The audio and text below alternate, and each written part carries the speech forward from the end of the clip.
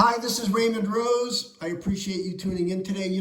I attended a barbecue over the past weekend, and along with my many friends that attended, I met lots of new faces, and it was lots of fun. But however, if there was one common theme that I heard from many individuals, is that they were just drowning in debt. They were overwhelmed with credit card interest and just one thing after another. And I figured I'd do a little bit of research to find out, why are so many people in America today having financial challenges? And I came up with 8 reasons that I'm going to share with you right now. Number one, the high cost of living. Regarding healthcare, education, different expenses that are very high in different parts of the United States, it makes it really difficult for some of you and your families just to make ends meet. Sometimes people are just living in the wrong part of the country where there's a very high cost of living. And unfortunately, the higher wages in those areas don't equate to being able to pay the high housing expenses, the education issues, and more. So number one, there are certain parts of the country that are just simply a high cost of living. Number two, I just mentioned this earlier, debt. Many people are carrying lots of credit card debt, student loans, high mortgages, and that's putting a strain on their financial situations, and it limits the ability to save money for the future, for retirement, for major purchases, for setting up an emergency fund. So debt is a really major issue. And number three, again, which I just alluded to, low wages. Because even though we're having a strong economy, some jobs have different wage levels that are just not sufficient enough to cover basic living expenses, especially, like I mentioned, if you're living in an area that has a high cost of living. So wages, low wages specifically, has a lot to do with your overall financial stability.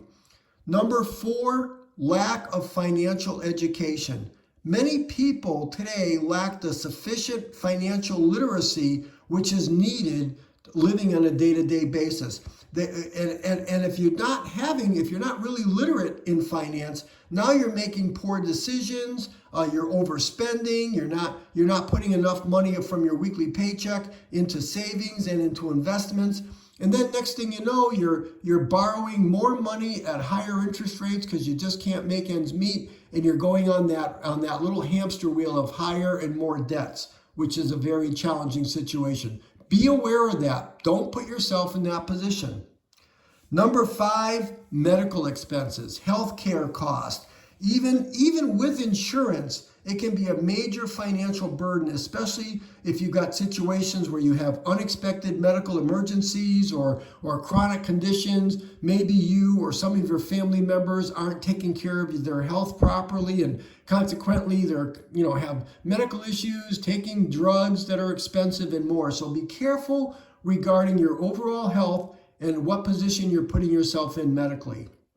Number six, unforeseen expenses. Listen to the podcast that I put out last week regarding how important it is for every family to put money to the side for unexpected situations. Everyone should have an emergency fund, because unexpected events such as a job loss or a medical emergency, some type of natural disaster, issues around your home, your car breaks down, all those things, if they're unexpected, they can put a really major strain on your finances, and now you're going into that death trap. So be careful of that. Number seven, I've talked about this in several of my podcasts, consumer culture, society. What pressures society is putting on you, because there's a culture of consumerism these days, and there's lots of pressure for everybody to be keeping up with their neighbors, and materialistic trends that it leads to overspending, accumulating unnecessary debt.